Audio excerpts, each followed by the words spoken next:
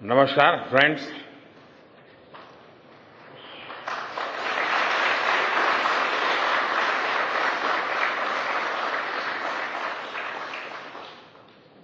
आप सभी के बीच आकर आज एक अलग ही खुशी महसूस कर रहा हूं। शायद ऐसी खुशी बहुत रेयर ओकेजन होते हैं जब तन मन खुशियों से भर गया हो। और व्यक्ति के जीवन में कई बार ऐसी घटनाएं घटती हैं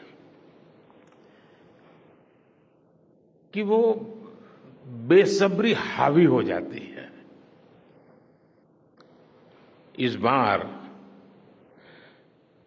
मेरे साथ भी ऐसा ही हुआ है। इतनी बेसब्री,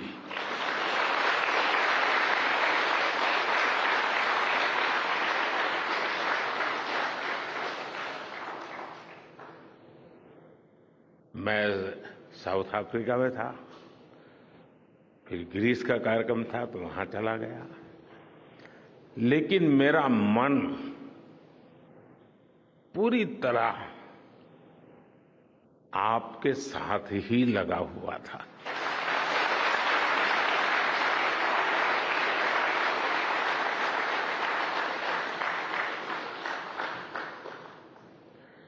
लेकिन कभी कभी लगता है कि मैं आप लोगों के साथ अन्याय कर देता हूं। बेसब्री मेरी और मुसीबत आपकी। इतनी सवेरे सवेरे आप सभी को और इतना और टाइम, लेकिन बस मन कर रहा था जाऊं आपको नमन करूं। आपको दिक्कत हुई होगी, लेकिन मैं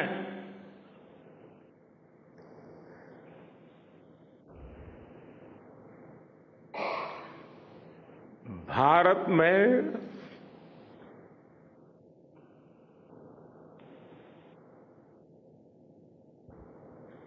आते ही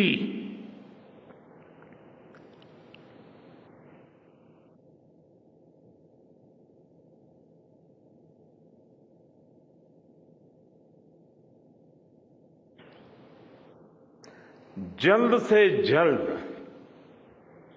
आपके दर्शन करना चाहता था।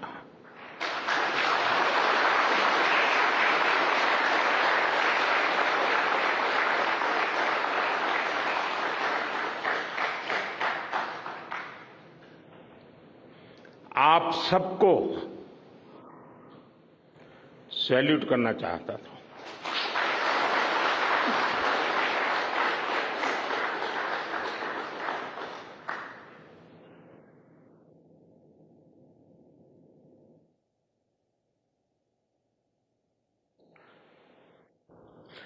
सैल्यूट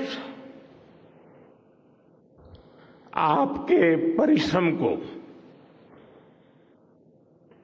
सैल्यूट आपके धैर्य को, सैल्यूट आपकी लगन को, सैल्यूट आपकी जीवटता को, सैल्यूट आपके जज्बे को। आप देश को जिस ऊंचाई पर लेकर गए हैं, ये कोई साधारण सफलता नहीं है। ये अनंत अंतरिक्ष में भारत के वैज्ञानिक सामर्थ्य का शंखनाद है।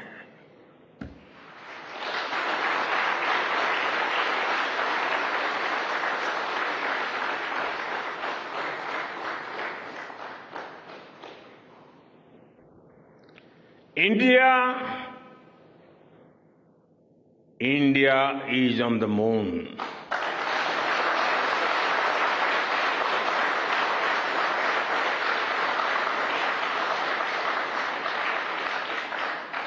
We have our national pride placed on the moon.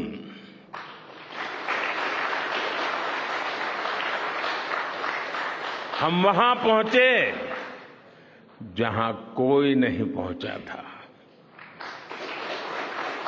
हमने वो किया जो पहले कभी किसी ने नहीं किया था। ये आज का भारत है, निर्भीक भारत, जुझारू भारत।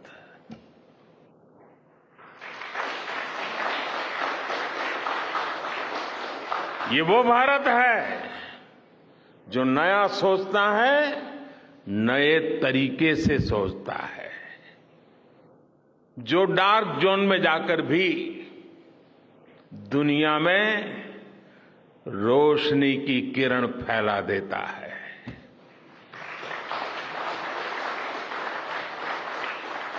इक्कीसवीं सदी में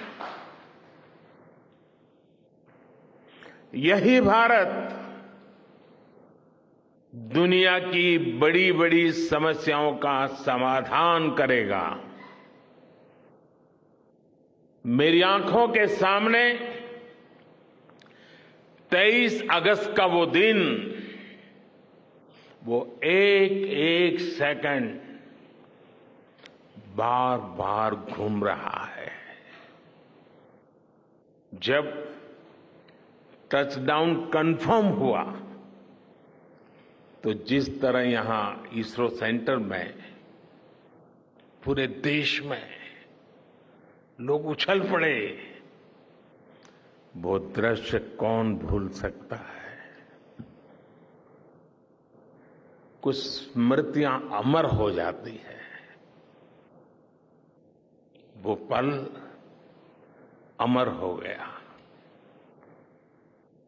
वो पल इस सदी के सबसे प्रेरणादायी क्षणों में से एक है। हर भारतीय को लग रहा था कि विजय उसकी अपनी है।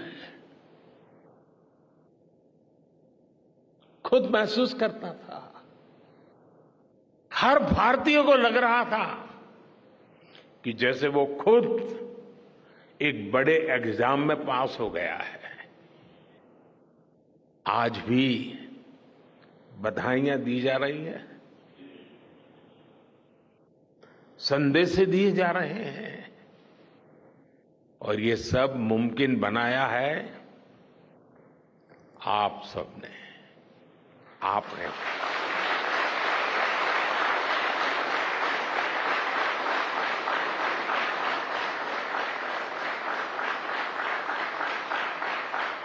देश के मेरे वैज्ञानिकों ने ये मुमकिन बनाया है। मैं आप सबका जितना गुणगान करूं वो कम है। मैं आपकी जितनी सराहना करूं वो कम है। साथियों, मैंने वो फोटो देखी जिसमें हमारे मून लैंडर ने अंगद की तरह चंद्रमा पर मजबूती से अपना पैर जमाया हुआ है।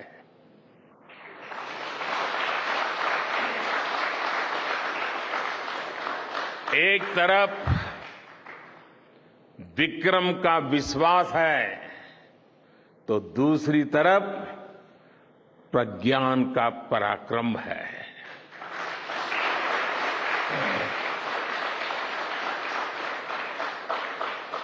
हमारा प्रज्ञान लगातार चंद्रमा पर अपने पद चिन्ह छोड़ रहा है।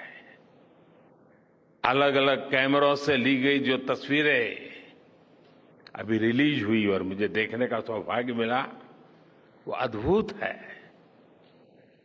मानव सभ्यता में पहली बार धरती के लाखों साल के इतिहास में पहली बार उस स्थान की तस्वीर मानव अपनी आंखों से देख रहा है। और ये तस्वीर दुनिया को दिखाने का काम भारत ने किया है।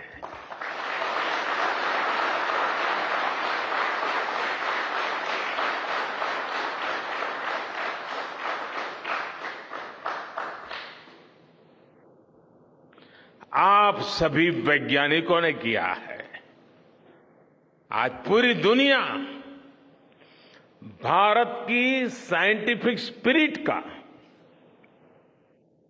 हमारी टेक्नोलॉजी का और हमारे साइंटिफिक टेम्परामेंट का लोहा मान चुकी है।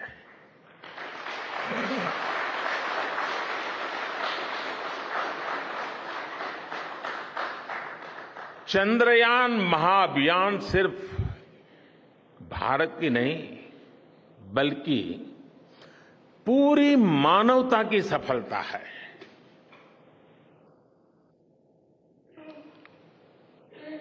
हमारा मिशन जिस क्षेत्र को एक्सप्लोर करेगा उससे सभी देशों के लिए मून मिशंस के नए रास्ते खुलेंगे। ये चांद के रहस्य को तो खोलेगा ही, साथ ही धरती की चुनौतियों के समाधान में भी मदद करेगा। आपकी इस सफलता के लिए मैं एक बार फिर सभी वैज्ञानिकों को, टेक्नीशियंस, इंजीनियर्स और चंद्रयान महाअभियान से जुड़े सभी सदस्यों को बधाई देता हूं।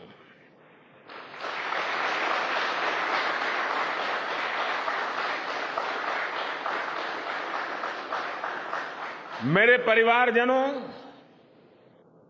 आप जानते हैं कि स्पेस मिशंस के टच डाउन पॉइंट को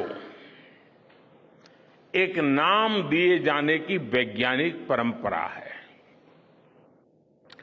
चंद्रमा के जिस हिस्से पर हमारा चंद्रयान उतरा है, भारत ने उस स्थान के भी नामकरण का फैसला लिया है।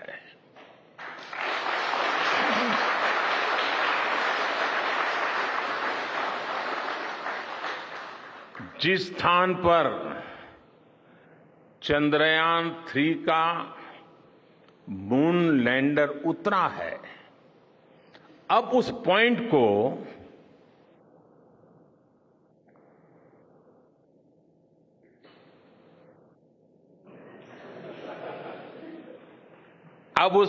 को शिव शक्ति के नाम से जाना जाएगा।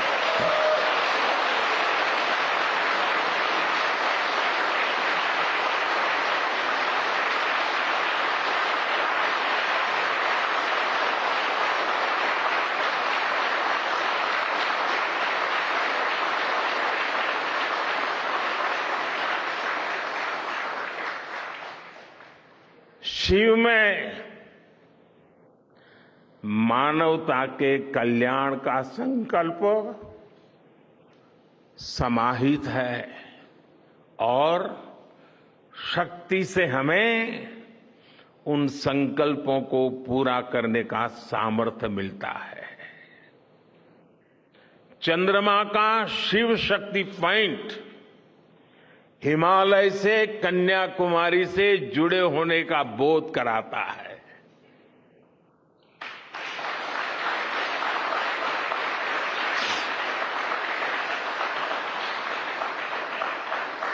हमारे ऋषियों ने कहा है, येन कर्माण्य पशो मनीषिणो यज्ञे कुण्वन्ति विद्येषु धीरः यत्पूर्व यक्ष्मन्तः प्रजानां तन्मे मनः शिव संकल्पम अस्तु। अर्थात जिस मन से हम कर्तव्य कर्म करते हैं, विचार और विज्ञान को गति देते हैं, और जो सबके भीतर मौजूद है, वो मन शुभ और कल्याणकारी संकल्पों से जुड़े।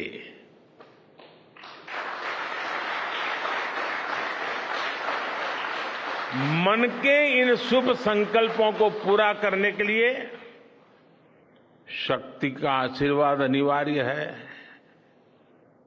और ये शक्ति हमारी नारी शक्ति है।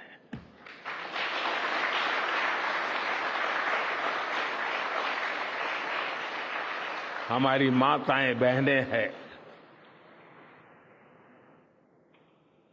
हमारे यहां कहा गया है, सृष्टि स्थिति विनाशानां शक्ति भूते सनातनी। अर्थात निर्माण से प्रलय तक पूरी सृष्टि का आधार नारी शक्ति ही है।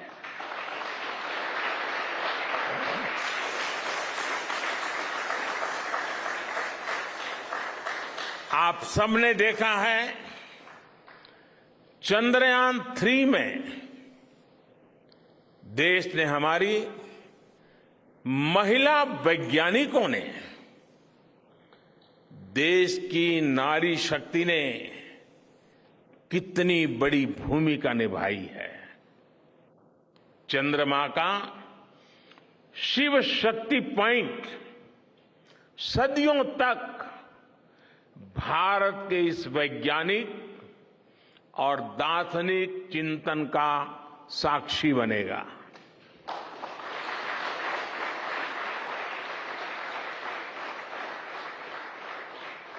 ये शिव शक्ति पॉइंट आने वाली पीढ़ियों को प्रेरणा देगा कि हमें विज्ञान का उपयोग मानवता के कल्याण के लिए ही करना है। मानवता का कल्याण, यही हमारा सुप्रीम कमिटमेंट है। साथियों, एक और नामकरण काफी समय से लंबित है। 4 साल पहले जब चंद्रयान 2 चंद्रमा के पास तक पहुंचा था, जहां उसके पदचिन्ह पड़े थे, तब ये प्रस्ताव था कि उस स्थान का नाम तय किया जाए। लेकिन उन परिस्थितियों में निर्णय लेने के स्थान पर हमने प्रण लिया कि जब चंद्रयान 3 सफलतापूर्वक चांद पर पहुंचेगा, तब हम दोनों पॉइंट का नाम एक साथ रखेंगे।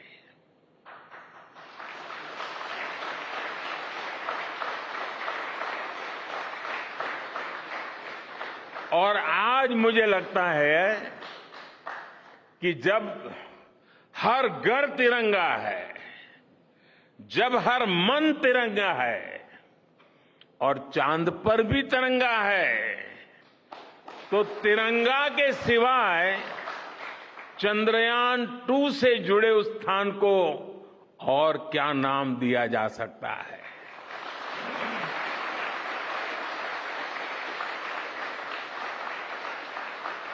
इसलिए चंद्रमा के जिस स्थान पर चंद्रयान 2 ने अपने पद चिन्ह छोड़े हैं, वो पॉइंट अब तिरंगा कहलाएगा।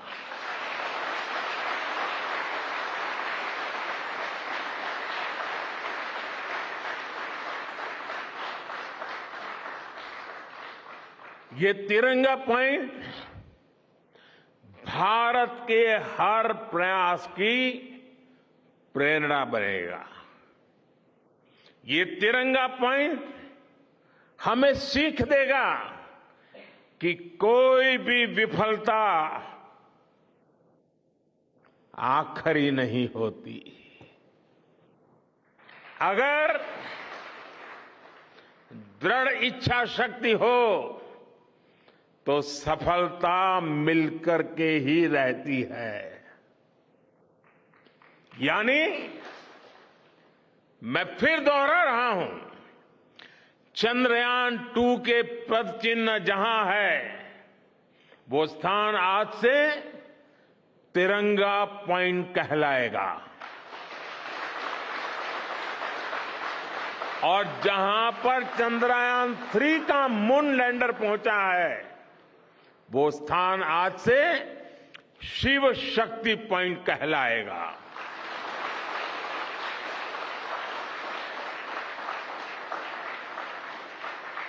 साथियों, आज भारत दुनिया का चौथा ऐसा देश बन चुका है जिसने चंद्रमा की सतह को छुआ है। ये सफलता तब और अधिक बड़ी हो जाती है जब हम ये देखते हैं कि भारत ने अपनी यात्रा कहां से शुरू की थी। एक समय था जब भारत के पास जरूरी तकनीक नहीं थी, सहयोग भी नहीं था। हमारी गिनती थर्ड वर्ल्ड यानी थर्ड रॉ में खड़े देशों में होती थी। थर्ड वर्ल्ड थर्ड रॉ में खड़े हुए लोगों में होती थी। वहां से निकलकर आज भारत दुनिया की 5वीं सबसे बड़ी अर्थव्यवस्था बना है।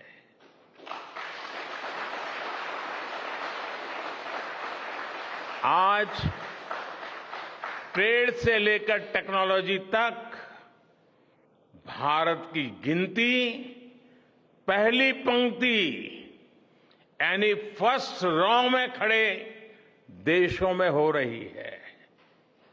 यानी थर्ड रॉ से फर्स्ट रॉ तक इस यात्रा में इसरो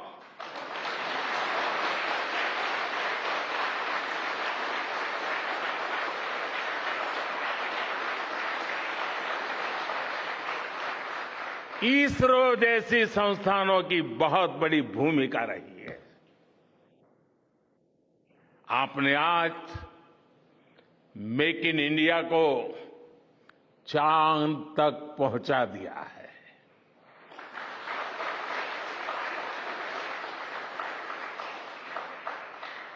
मेरे परिवारजनों, मैं आज आपके बीच आकर विशेष तौर पर देशवासियों को आपकी मेहनत के बारे में बताना चाहता हूं। जो मैं बातें बता रहा हूं वो आपके लिए नई नहीं है, लेकिन आपने जो किया है, जो साधना की है, वो देशवासियों को भी पता होना चाहिए। भारत के दक्षिण हिस्से से चंद्रमा के दक्षिणी ध्रुव तक चंद्रयान की ये यात्रा आसान नहीं थी। मून लैंडर की सॉफ्ट लैंडिंग सुनिश्चित करने के लिए हमारे वैज्ञानिकों ने इसरो की रिसर्च फैसिलिटी में आर्टिफिशियल मून तक बना डाला। इस आर्टिफिशियल मून पर विक्रम लैंडर को अलग अलग तरीके से सरफेस पर उतारकर उसका टेस्ट किया गया था।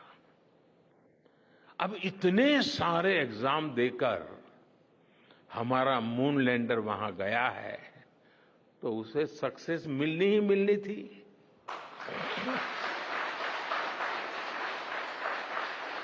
साथियों, आज जब मैं देखता हूं कि भारत की युवा पीढ़ी साइंस को लेकर, स्पेस को लेकर, इनोवेशन को लेकर इतनी एनर्जी से भरी हुई है, तो उसके पीछे हमारे ऐसे ही स्पेस मिशंस की सफलता है। मंगलयान की सफलता ने, चंद्रयान की सफलता ने, गगनयान की तैयारी ने देश की युवा पीढ़ी को एक नया मिजाज दे दिया है। आज भारत के छोटे छोटे बच्चों की जुबान पर चंद्रयान का नाम है। आज भारत का हर बच्चा आप वैज्ञानिकों में अपना भविष्य देख रहा है।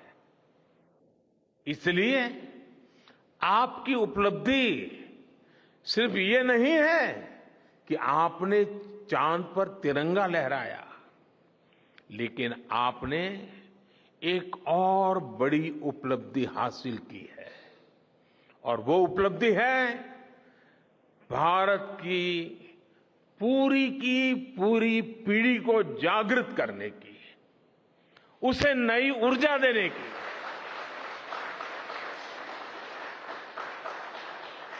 आपने एक पूरी पीढ़ी पर अपनी इस सफलता की गहरी छाप छोड़ी है। आज से कोई भी बच्चा रात में जब चंद्रमा को देखेगा तो उसको विश्वास होगा कि जिस हौसले से मेरा देश चांद पर पहुंचा है, वही हौसला, वही जज्बा उस बच्चे के भीतर भी है, उस युवा के भीतर भी है। आज आपने भारत के बच्चों में आकांक्षाओं के जो बीज बोए हैं, कल वो वट वृक्ष बनेंगे और विकसित भारत की नींव बनेंगे।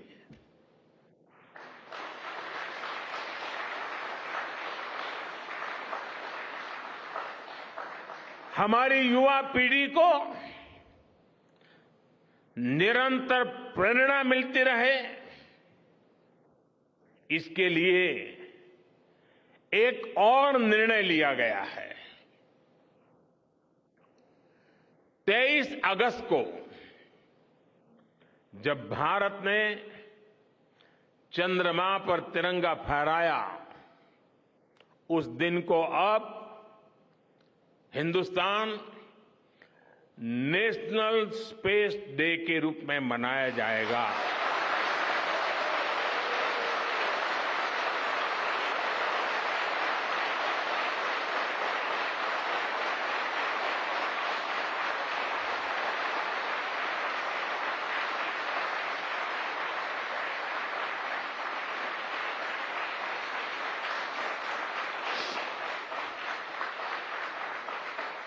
जब हर वर्ष national space day science, technology और इनोवेशन की स्पिरिट को सेलिब्रेट करेगा, हमें हमेशा हमेशा के लिए प्रेरित करता रहेगा।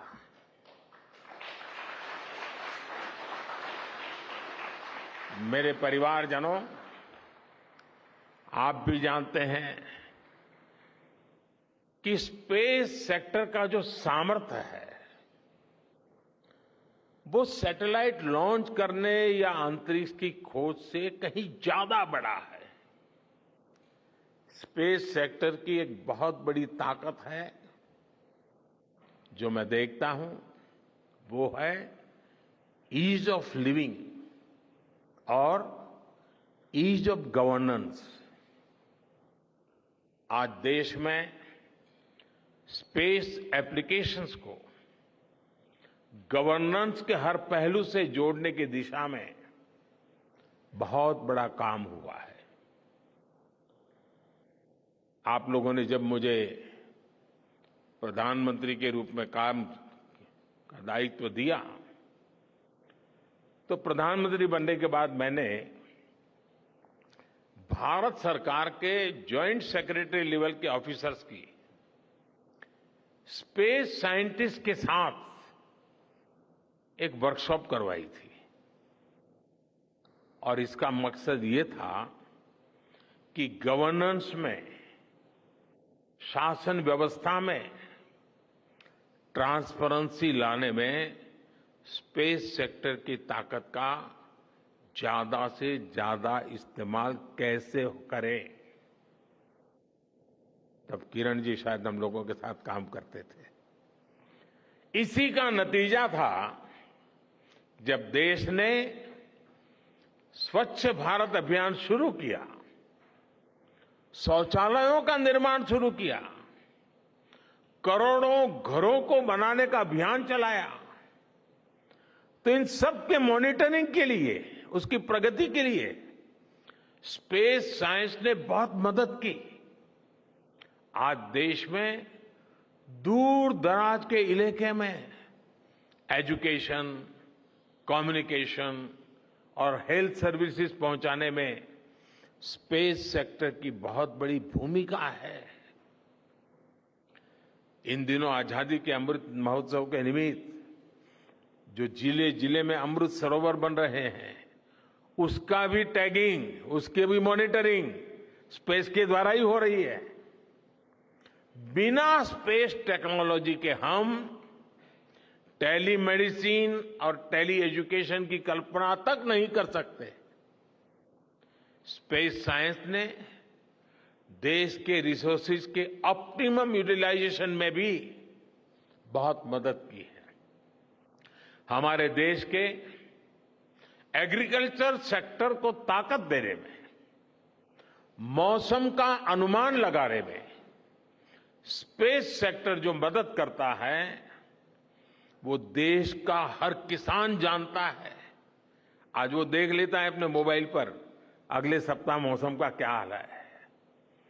देश के करोड़ों मछुआरों को आज नाविक सिस्टम से जो सटीक जानकारी मिल रही है वो भी आप ही की देन है।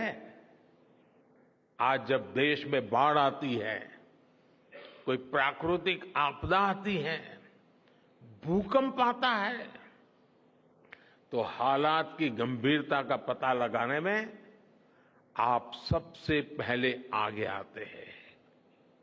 जब साइक्लोन आता है तो हमारी सैटेलाइट्स उसका सारा रूट बताती हैं, सारी टाइमिंग बताती हैं और लोगों की जान भी बचती है, संपत्ति भी बचती है।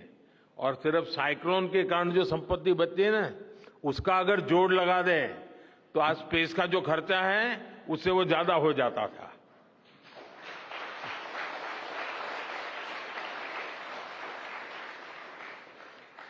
हमारे PM Gatishakti national master plan का आधार भी स्पेस टेक्नोलॉजी ही है।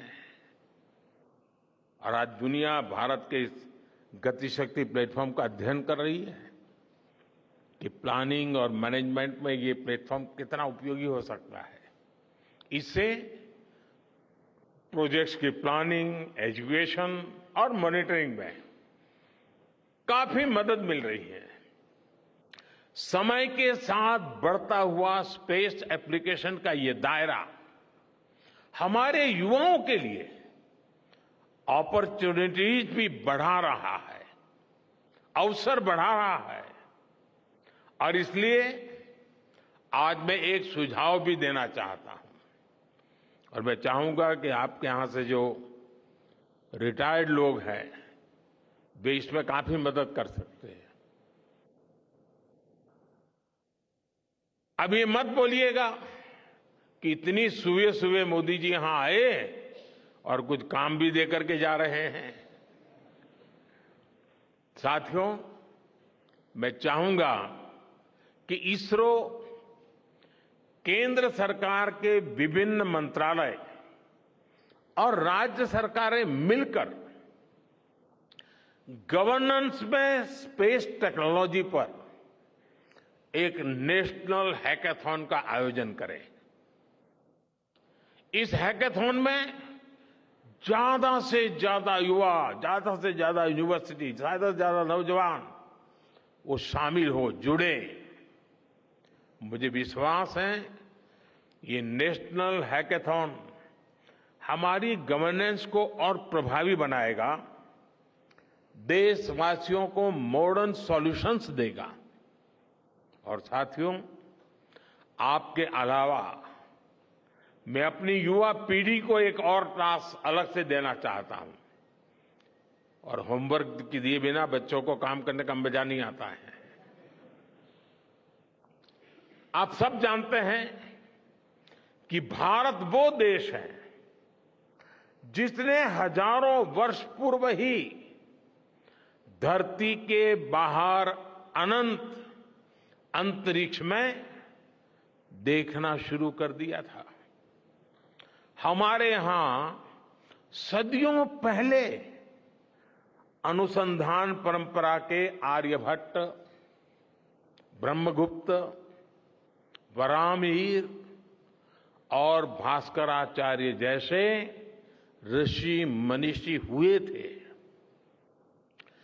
जब धरती के आकार को लेकर भ्रम था, तब आर्यभट्ट ने अपने महान ग्रंथ आर्यभट्टीय में धरती के गोलाकार होने के बारे में विस्तार से लिखा था।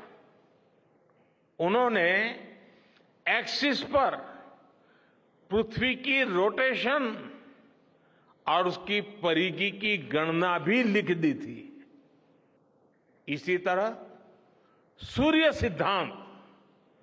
सूर्य सिद्धांत जैसे ग्रंथों में भी कहा गया है, सर्वत्रैव महिगोले, सर्वत्रैव महिगोले स्वस्थानम उपरि स्थितम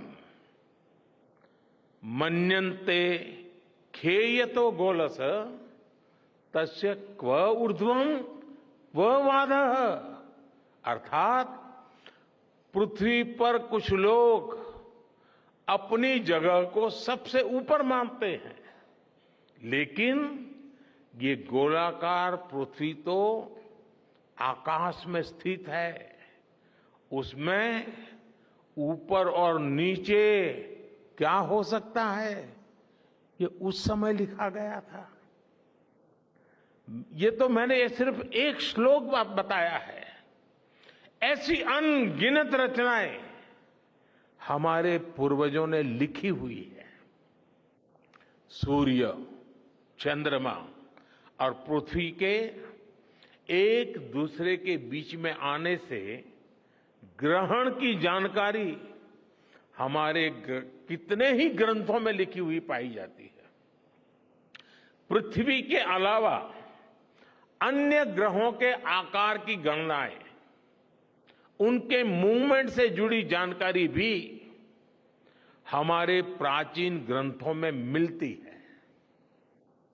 हमने ग्रहों और उपग्रहों की गति को लेकर इतना सूक्ष्म गणनाएं करने की वो काबिलियत हासिल की थी कि हमारे यहां सैकड़ों वर्ष आगे के पंचांग यानी कैलेंडर्स बनाए जाते थे।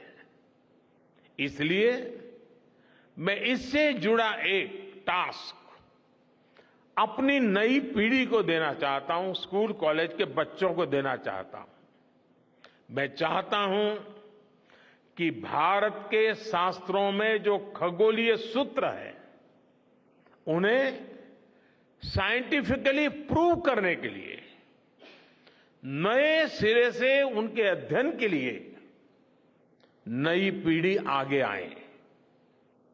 ये हमारी विरासत के लिए भी जरूरी है और विज्ञान के लिए भी जरूरी है। आज जो स्कूल के, कॉलेज के, यूनिवर्सिटी के स्टूडेंट्स हैं, रिसर्चर्स हैं, उन पर एक तरह से ये दोहरा दायित्व है। भारत के पास विज्ञान के ज्ञान का जो खजाना है वो गुलामी के लंबे कालखंड में दब गया है, छिप गया है। आजादी के इस अमृत काल में हमें इस खजाने को भी खंगालना है, उस पर रिसर्च करनी है और दुनिया को भी बताना है। दूसरा दायित्व ये कि हमारी युवा पीढ़ी को आज के आधुनिक विज्ञान, आधुनिक टेक्नोलॉजी को नए आयाम देने हैं। समंदर की गहराइयों से लेकर आसमान की ऊंचाई तक, आसमान की ऊंचाई से लेकर अंतरिक्ष की गहराई तक आपके लिए करने के लिए बहुत कुछ है। आप डीप अर्थ को भी देखिए और साथ ही डीप सी को भी एक्सप्लोर करिए। आप नेक्स्ट जनरेशन कंप्यूटर बनाइए और साथ ही जेनेटिक इंजीनियरिंग में भी अपना सिक्का जमाइए। भारत में आपके लिए नई संभावनाओं के द्वार लगातार खुल रहे हैं। 21वीं सदी के इस कालखंड में जो देश साइंस और टेक्नोलॉजी में बढ़त बना ले जाएगा, वो देश सबसे आगे बढ़ जाएगा। साथियों, आज बड़े बड़े एक्सपर्ट्स कह रहे हैं कि अगले कुछ वर्षों में भारत की स्पेस इंडस्ट्री $8 बिलियन से बढ़कर $16 बिलियन की हो जाएगी। सरकार भी इस बात की गंभीरता को समझते हुए स्पेस सेक्टर में लगातार रिफॉर्म कर रही है। हमारे युवा भी कमर कसकर तैयार है। आपको जानकर सुखद आश्चर्य होगा कि पिछले 4 साल में स्पेस सेक्टर में काम करने वाले स्टार्टअप की संख्या 4 से बढ़कर करीब करीब 150 हो गई है। हम कल्पना कर सकते हैं कि अनंत आकाश में कितनी अनंत संभावनाएं भारत का इंतजार कर रही हैं। वैसे कुछ दिन बाद 1 सितंबर से माईगॉव हमारे चंद्रयान मिशन को लेकर बहुत बड़ा क्विज कंपटीशन लॉन्च करने वाला है। हमारे देश के स्टूडेंट्स इससे भी शुरुआत कर सकते हैं। मैं देश भर के स्टूडेंट से आग्रह करूंगा कि आप सभी बड़ी संख्या में इससे जुड़े। मेरे परिवारजनों, देश की भावी पीढ़ी को आपका मार्गदर्शन बहुत आवश्यक है। आप जो इतने सारे इंपॉर्टेंट मिशंस पर काम कर रहे हैं, वो आने वाली पीढ़ी ही आगे ले जाने वाली है। आप उन सभी के रोल मॉडल हैं। आपकी रिसर्च और आपकी वर्षों की तपस्या, मेहनत ने साबित किया है कि आप जो ठान लेते हैं वो आप करके दिखाते हैं। देश के लोगों का विश्वास आप पर है और विश्वास कमाना छोटी बात नहीं होती है दोस्तों। आपने अपनी तपस्या से विश्वास कमाया है।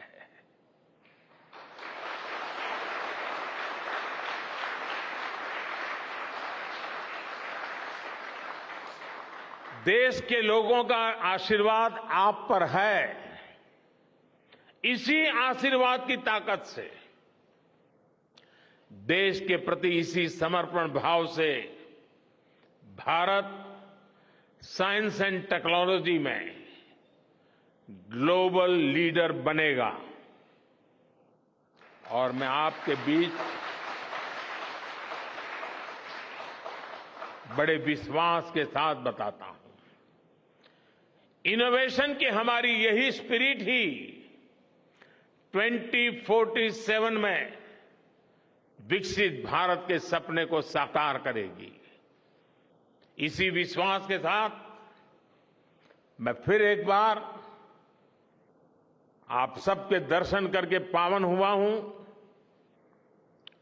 देशवासी गौरव से भरे हुए हैं। सपने बहुत तेजी से संकल्प बन रहे हैं और आपका परिश्रम उन संकल्प को सिद्धि के तक ले जाने के लिए बहुत बड़ी प्रेरणा बन रहा है। आपको जितनी बधाई दूं कम है, जितना अभिनंदन करूं कम है। मेरी तरफ से करोड़ों करोड़ों देशवासियों की तरफ से, दुनिया भर की साइंटिफिक कम्युनिटी की तरफ से अनेक अनेक धन्यवाद, बहुत बहुत शुभकामनाएं। भारत माता की, भारत माता की, भारत माता की। धन्यवाद।